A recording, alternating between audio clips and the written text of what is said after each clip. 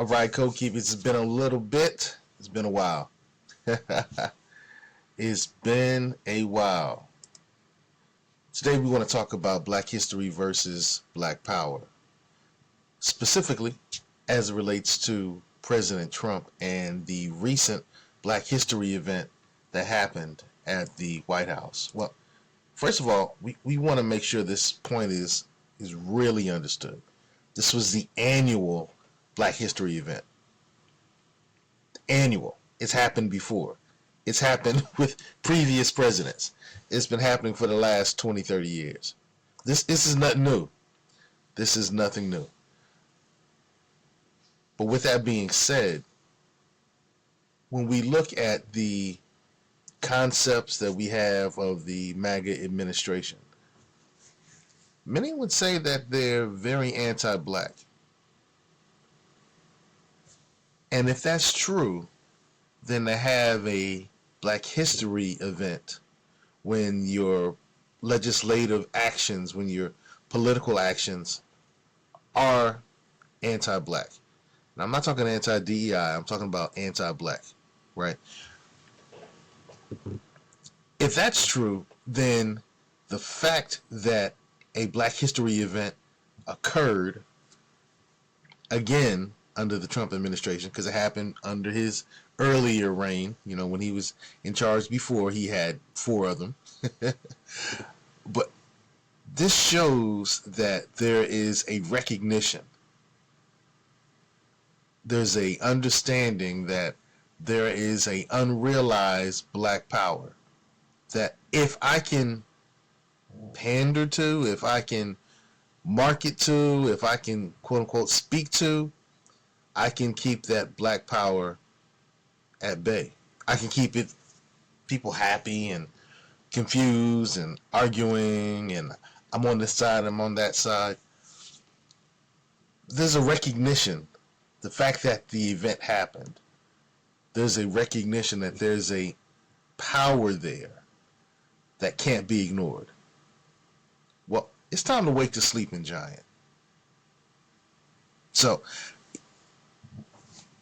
I'm of the position that for the next few years, we need to take advantage of the opportunities that are going to occur under this administration. And for the next 20, 30, 40 years, we need to focus on us. We need to focus on us and our agenda and our things that are going to benefit us. And when I say us, I mean people who identify as Black. You can go at any stripe, copper colored, melanated, indigenous, whatever term you want to go with, Moorish, any of that stuff. I'm talking about our people. So, I think there are a few things that we could invest in, that we could focus on, that will improve our ability to flex and to use our Black power. And there's some things we just gonna have to ignore, right? So, when it comes to the politicians, particularly with the blue side, we're going to hear a lot of the blue side stepping up and saying, you see what's happening, you see what's happening, and see what's happening, this is happening. And as powerful people, we're going to have to say something very different than the complaining, the preaching, the praying, the commentating that's happening. When those other political powers come to us, we're going to have to ask, what have you done for us lately? Oh, but this is going to happen, and because what have you done for me lately? If you want my attention, if you want my vote, if you want my political capital, if you want my focus, if you want my funds, if you want my interest, you're going to have to do something for us. And this is the agenda. And that goes to the red side, to, the MAGA side, too. And what have you done for us lately? And like Kendrick says in TV Off, it's not enough. Whenever they say, well, we did this, it's not enough. And we just, oh, no, it's not enough. We had a Black History program for you. It's not enough. It's not. What have you done for me lately? And it's not enough. That needs to be our mantra. And if we can make that our mantra, we can truly flex our power in this time. Nobody's coming to save us. You know, right? Nobody's going to do this for us but us. Dr. King told us that. Elijah Muhammad told us that. Harriet told us that. Shirley Chisholm told us that.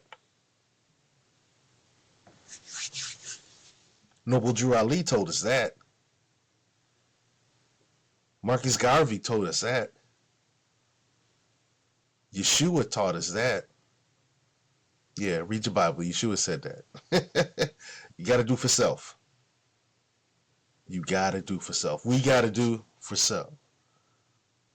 So, ask yourself, what are some of the things that we can do to benefit and become more powerful in this MAGA environment?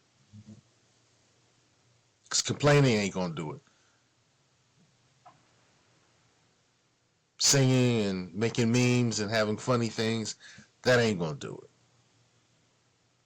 So, you might say, well, what is our agenda? All right, so since the 1850s, 60s,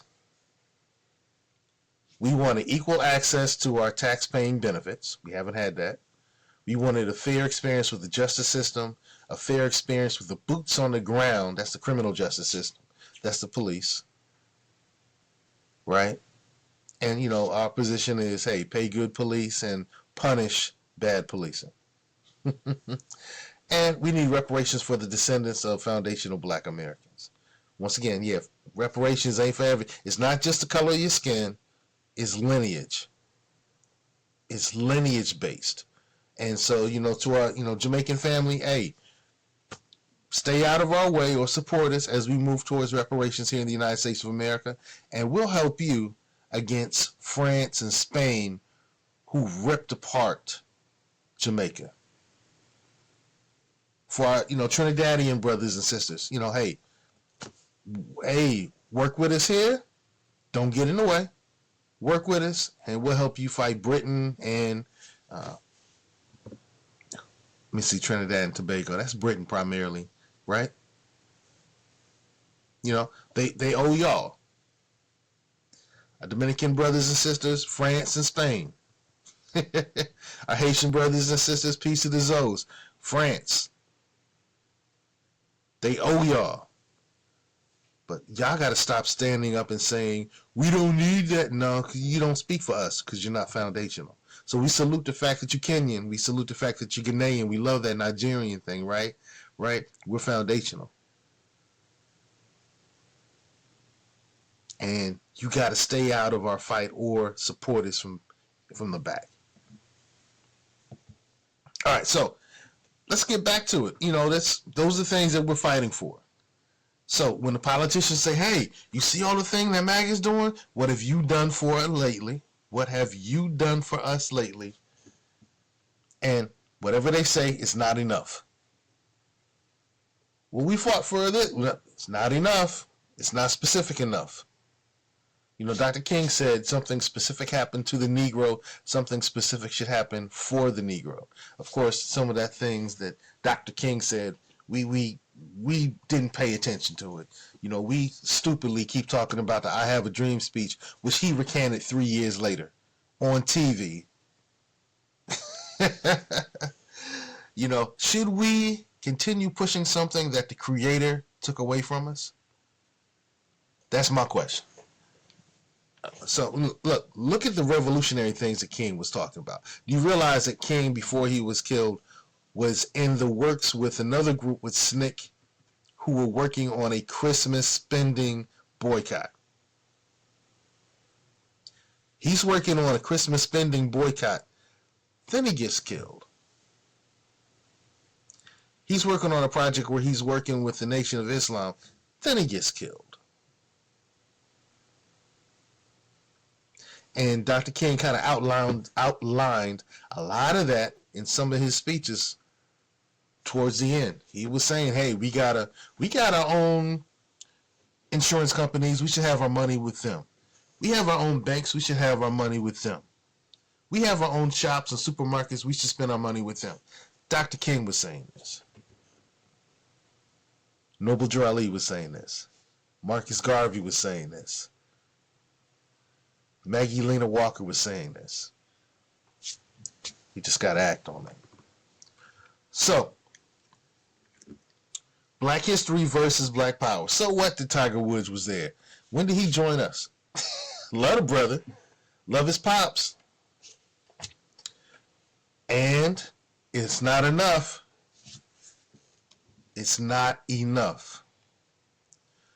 So, once again, his continuation of an annual Black History program demonstrates an understanding of our unrealized power. So, we simply need to act powerfully. What have you done for me lately? It's not enough. And so, then let's take a quick look at the people who attended that. Now, I'm not going to go through the whole list. You know, you can find them. Kodak Black was one of them. Tiger Woods was one of them. You know, it's all right. That's cool. We need to leverage those individuals who attended to support our agenda. We can bully them. Yes, I said bully them to support our agenda. And if we have to punish them, we punish them to support our agenda.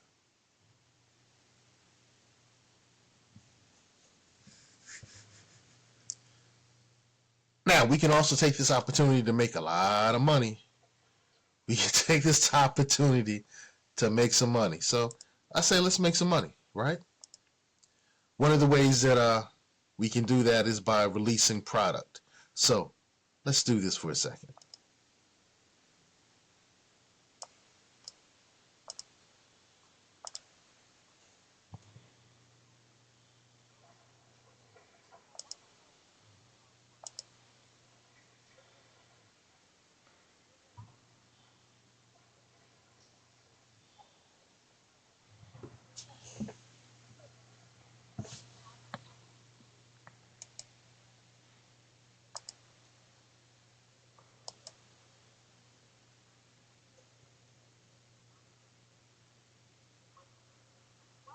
Oh, I didn't realize that I was playing it in the preview mode.